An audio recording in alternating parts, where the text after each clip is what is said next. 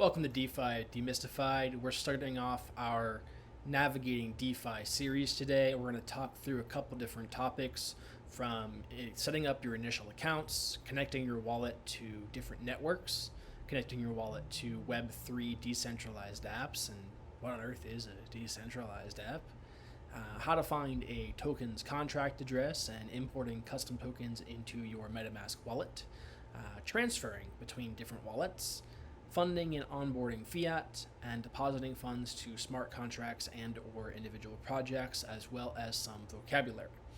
So without further ado, what's a decentralized exchange? So a centralized exchange is similar to a traditional bank where a single entity operates the exchange, and typically they will collect fees in order for providing the service. You can trade from fiat to crypto, between different cryptocurrencies that are supported on the exchange, and from crypto to fiat on a centralized exchange. When you're using a centralized exchange, you're giving some level of trust to the central authority that runs the exchange, just because you generally have to deposit your crypto assets or your fiat into their exchange in order to make any trades.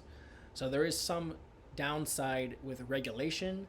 You generally will have to fill out a know your customer check in order to have an account on a centralized exchange for tax and compliance purposes. One detail is that many small cap tokens will never actually make it to a centralized exchange, or if they do, it's months or even years after they were first launched, which can really minimize some of the opportunity for growth that can be accessed by users of a centralized exchange. On the other hand, a decentralized exchange, you can trade supported crypto pairs only. It may not have access to all crypto pairs. It is generally non-custodial, meaning the users will maintain control of their own assets, and there is an increased level of self-reliance and personal responsibility in the decentralized world. Transaction fees are usually lower when compared to centralized exchanges because it cuts out the middleman, and they're also generally faster as well. There's low to no regulation on decentralized exchanges since they operate autonomously, and there is no middleman that's taking fees. There's no need for a know your customer check.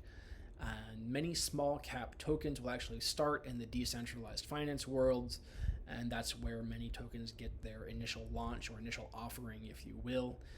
It is important to note that unlike stocks that are offered on a public exchange like the New York Stock Exchange, crypto is offered publicly and tradable publicly from day zero at the time of launch.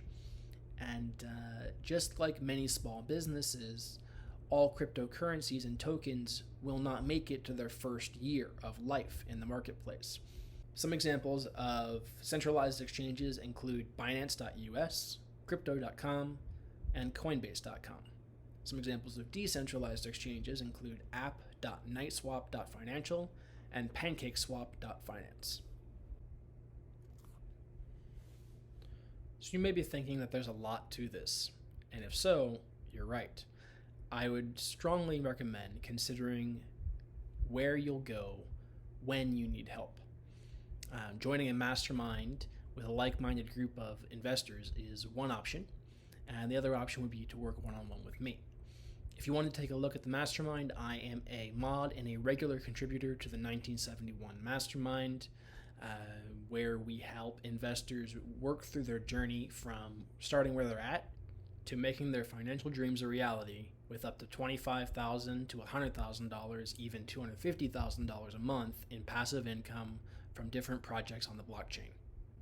One thing that's unique about this group is we emphasize diversification and ensuring income from multiple projects in different sectors of the market in such a way that if something bad were to happen to one project, you can minimize the impact to your cash flow and total principal in your portfolio. As of August 30th, the membership fee is a one-time payment of $1,100. If you're not quite ready to jump into a large community with other investors and you're just looking for a little bit more hand holding, you could also work one-on-one with me.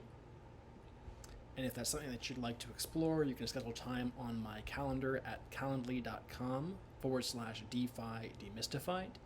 Our time together one-on-one is best reserved for strategy discussion, mindset discussion, tracking your money, identifying patterns in your spending, and clarifying and setting financial goals. If you have questions on the how-to stuff, you can feel free to comment on the videos, but for the most part, I'm going to refer you to the Navigating DeFi video course because that's the intention of the course. It's not worth our time live one-on-one to go through some of those basic how-to tasks.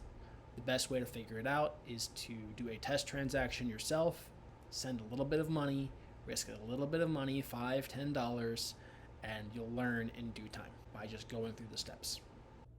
Before we get into setting up your new accounts, you have a decision to make. It's a hardware wallet or not a hardware wallet. I recommend as a threshold, just a rule of thumb, if you are going to invest more than 1 month of income, buy a hardware wallet. I mean, you wouldn't really want to make a stupid mistake, expose your private key or your seed phrase, and have a hacker or a scammer steal your money, right?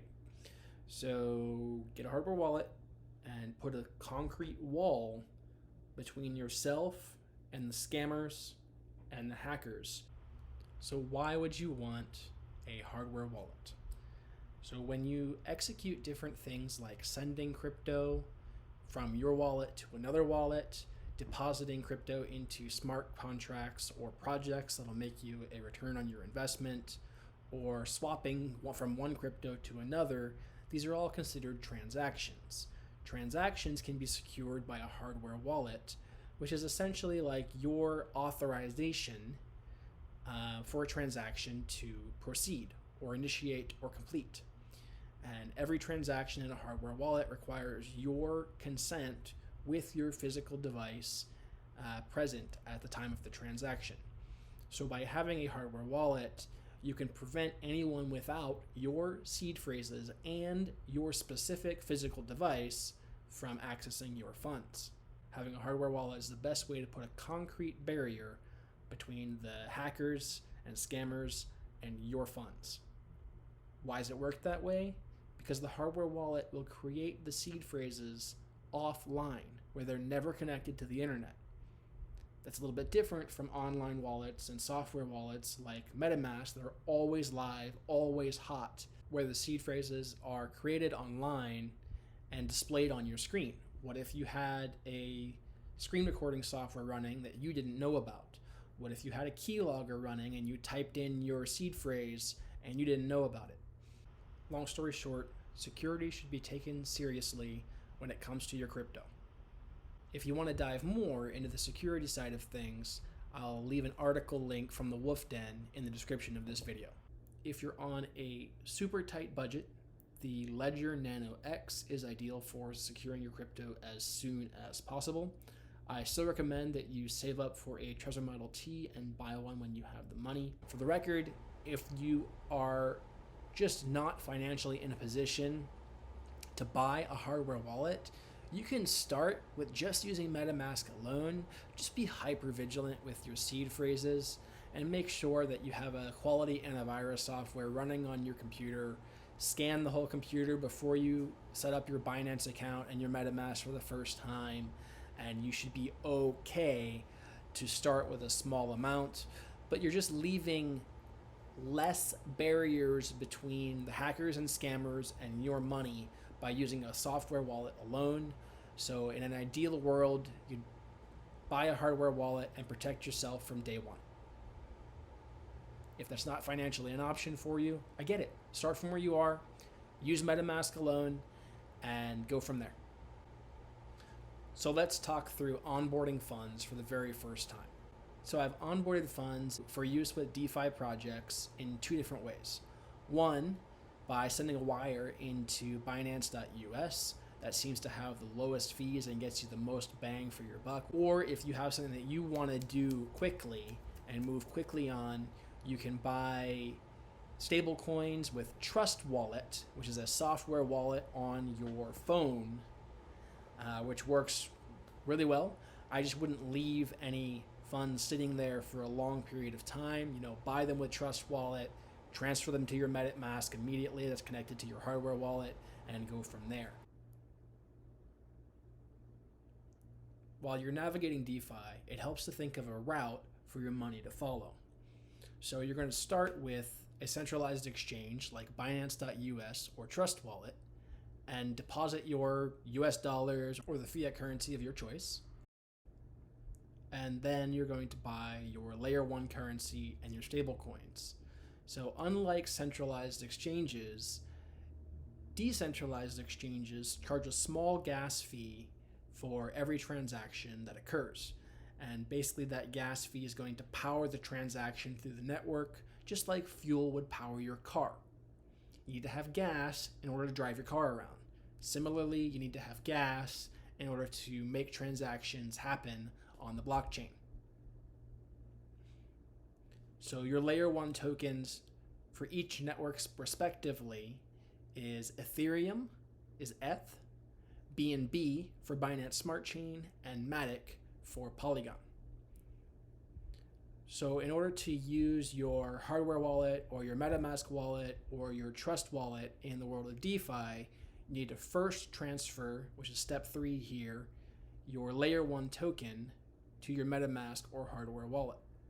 Then transfer your stable coins, and at that point you'll be able to, step 5, use decentralized apps to trade stable coins for other crypto tokens and or invest in projects on DeFi networks. You can think of blockchain networks just like you'd think of a local area network at a large business. You have access to special resources and special projects on a business's local area network that you don't have access to from the internet, right? Similarly, you're going to have access to specific projects and specific tokens on a certain crypto blockchain or network. Like Binance Smart Chain has access to unique projects that Ethereum doesn't have, and vice versa. Similar for Polygon. It's just you have to know what network your specific project that you're interested is on and what coin they take to fund the project. So for example, BUSD on Binance is used for a lot of different projects, but BUSD can also be on Ethereum, and that can get really confusing really quickly. So for now, just realize it's important to have the correct coin on the correct network when you're funding projects. To onboard funds into Binance.us via a bank wire, you'll need the wire instructions from the back office inside of Binance.us. So log into your Binance.us account and click on the deposit option. It's going to give you a couple options for different items. Pick US dollar. And then you have a couple different transfer types. You may need to set up the wire transfer option in the back office of Binance first.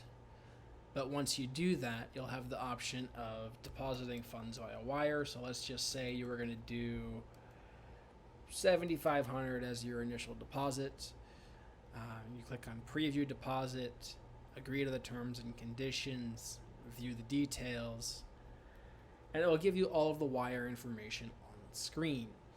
If this is your first time doing a bank wire, I recommend being extremely detailed and checking your information twice, even 3 times. Go into the bank, talk to the teller in person, ask questions about how a wire works. It usually takes 1 to 2 business days for funds to post to Binance after your bank completes the wire and submits it for processing on their side. Generally, from my experience, the cutoff is 2 p.m. Pacific time, 5 p.m. EST. Bank shut off wires at that point in the day, and they won't go out anymore. So if you get a wire submitted at like 9 a.m. PST, it'll go out that same day, and then 24 to 48 hours later, or 1 to 2 business days later, the funds will be deposited into your Binance account. Okay, so check these numbers forward and backwards, and make sure that your reference code is entered in the message to recipient field on the wire instructions. This is your Binance account number. Trust Wallet is a mobile app that's available on Android and iOS. If you open up Trust Wallet and click on Buy, then you can search for the specific token that you want to purchase. For example, BUSD on Binance. Make sure you pick the right network when you select the coin there. And you can follow the on-screen prompts to specify how you want to pay for your crypto. Enter your email address and follow the two-step verification process. Get the verification code out of your inbox, type it in.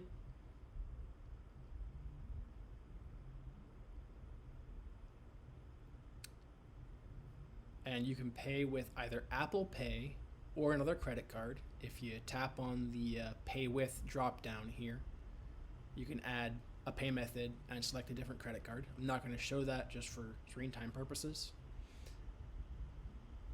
And then click Buy with Apple Pay.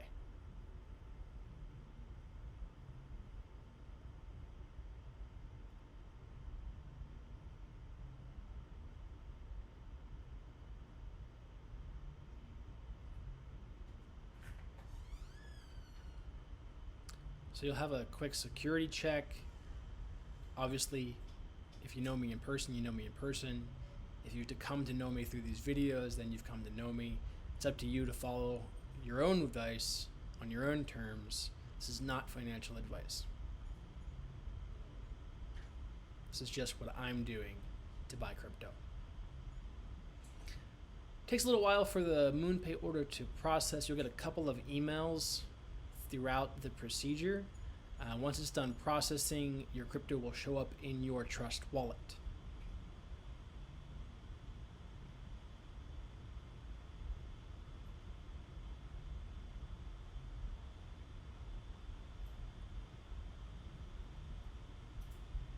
Again, it'll take a few minutes to process, and once that procedure is done,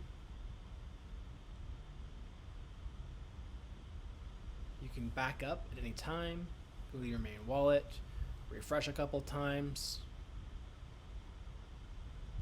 and at that point your balance will show up with the new tokens that you purchased. Your next step would be to send those transactions to your destination wallets, such as your MetaMask or your hardware wallet.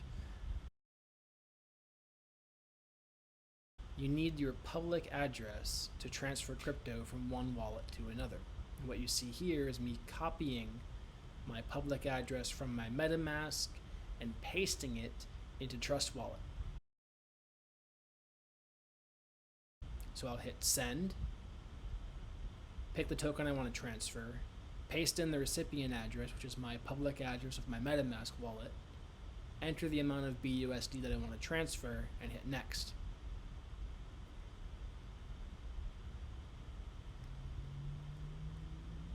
Actually, we can back that up. Let's send some BUSD to my MetaMask software wallet and some BUSD to my hardware wallet. You will note that the address is different for those two wallets. The public address is something that you can give out to anybody, but the detail is you want to make sure you check the address, like the first 4 digits of the address and the last 4 digits of the address anytime you paste a crypto public address.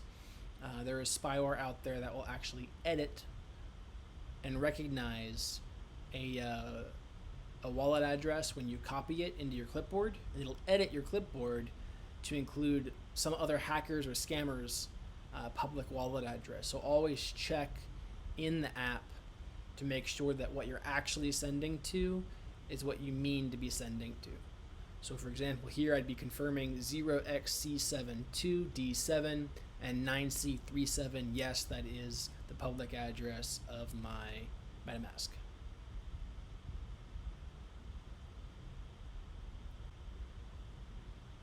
And then for my Trezor, I will paste that address in now.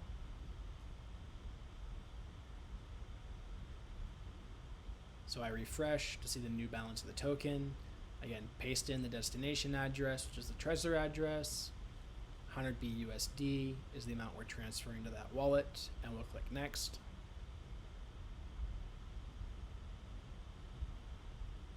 And then confirm.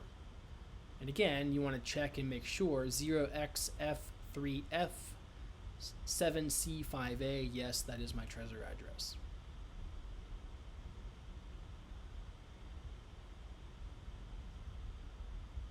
At that point, once you hit confirm, the funds will leave your wallet, and that's it for Trust Wallet. I usually do not leave any balances in that wallet. It doesn't have the security that a hardware wallet does.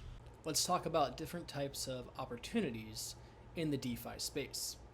So there's three main categories that are going to separate the different types of risk that you may be taking in a specific project. So you've got crypto, Forex, and tech or other. I would classify those as distinct and separate when you're looking at different types of projects if you want to diversify. So some examples of things that are available with crypto is buying a single coin with a long time preference, meaning 3, 5, 10 years, and waiting for the coin to go up in price. This is an example of having what we call a macro belief in a specific coin, meaning over time you want a lot more and more and more of that specific token. Some people believe in Bitcoin in that way. Some people believe in Guard in that way. Other options may have a shorter time preference, such as trading, where you could be in and out in minutes or days, depending on the opportunity that you're looking at. Miners are a bit different. They were recently all the rage, but they've proven to be unreliable, in my personal opinion, as they pretty much depend solely on Ponzi-nomics, meaning if you get into them, you are relying on other people to get in after you in order to continue to allow the contract to pay out money. Miners typically don't actually provide a service or a value in order to make money. They just take money in, pay money out, take money in, pay money out. And that's why they're very high risk and not actually creating value in the marketplace. And someone eventually will get stuck holding the bag if the popularity of the contract and the miner drops. Bots that trade crypto based on algorithms built to mimic professional traders have recently come into the scene and are going to be one option for your investments. What I like about bots is that they tend to perform well in periods of high volatility, which in crypto, when is there not high volatility, right? They also perform well in bear markets where the coin that you believe in, maybe your macro belief, isn't shooting to the moon because there's not a lot of people bringing new money into the crypto scene right now. So with that in mind, bots may be an option, and we talk about several of them in our mastermind. If you want to work one-on-one, we could talk more and look at specific projects that may meet your needs. There are also hedge funds out there that are built on the blockchain. The last option under crypto is referred to as a liquidity pool or an LP token. Liquidity pools are unique to decentralized finance, where there is no trading book or a centralized authority like a central exchange that's handling the trades. In DeFi, trades happen through specific trading pairs that liquidity providers provide liquidity for. So for example, if you're walking into a bank and you have USD and you want to have euros, well, you can trade your USD if they have euros on hand, right? If they don't have any euros and bills on hand, you're not trading them for your USD. It's kind of how a liquidity pool works, where the liquidity pool will store equal amounts of two different tokens. So for example, BUSD and GUARD, and then people can trade on the market their BUSD for GUARD, etc. There's a bit more math behind it, and it can get really complicated really quick. I'll spare you the details for now. We're just looking for a general overview, right? So Forex has been around for years. That's trading between the US dollar and gold, the US dollar and the Canadian dollar, the US dollar and the euro. And the value of these currencies can change significantly over time periods. And there's professional traders in the market that will actively trade between these commodities and look to make a profit in the gaps as the value of each currency changes based on world events and the strength of the individual economies for each currency. So under Forex, we have a couple of different types of accounts. A PAM account, which is a percent allocation management module. In short, that's where a professional company or trading firm will pool funds from multiple investors and then actively trade that pooled fund on the market. And they pay a share of the profits to individual account holders like yourself. You can obviously actively trade Forex on the blockchain, and that requires some trading software and using a broker, but it's definitely possible to fund your active trading with your digital assets on the blockchain. There's also bots and algorithms that can run on that same trading software that you would use to trade manually, and they'll mimic the behavior of professional traders in order to improve your likelihood of getting a profitable return. And that brings us to our last category, tech or other, where you can invest in nodes, which I haven't really dived into this yet, but to my understanding, they are the backbone of the blockchain and they actually process the transactions. They can be pretty expensive to set up from my limited knowledge, but they do provide an ROI in terms of transaction fees and gas fees for handling and processing those transactions. And that brings us to our final option of lending, where you can lend your crypto out to others and earn interest in exchange. There's a bunch of different protocols and DApps that'll facilitate that between lenders and borrowers. Knight recently released a lending protocol, and it works fantastic. I've borrowed a little bit of money against my guard, which enabled me to repair an engine failure on my RV. Those diesel engines are not cheap, let me tell you. So a common question when people get into DeFi, and they start with their funds in their wallet, and the asset tab on MetaMask shows the total of their BUSD, the total of their BNB, etc. And then it's like all of a sudden they get involved in a project and it's, where'd my crypto go? Well, you can use a portfolio aggregator or a blockchain explorer like tin.network to browse the blockchain and look at where your funds are sitting. So for example, most smart contracts, raids, pools will actually show up on tin.network if they're supported by tin. Whereas PAM accounts, usually when you deposit your funds, they're inside of the trader's trading book and they're not visible on the blockchain. So you just kind of have to remember that you have funds there.